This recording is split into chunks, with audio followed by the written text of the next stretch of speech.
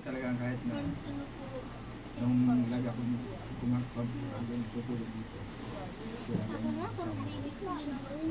Bago ako umalis, bago ako pumunta dito, tumatawag muna ako sa akin. Brother Dave, nasa ka? Diba ako? Sabi ko, doon matutulog si Church. Oo, sige, tulog. Brad, initin mo lang yung pagkain doon.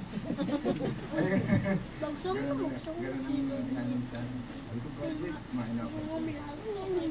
Kaya yung kunting panahon na nakatama ko si Brad. Malaglag ko masyado po. Kaya malaking bagay po. Sa Jerry yan yan. 19. Pare, wala naman po naman.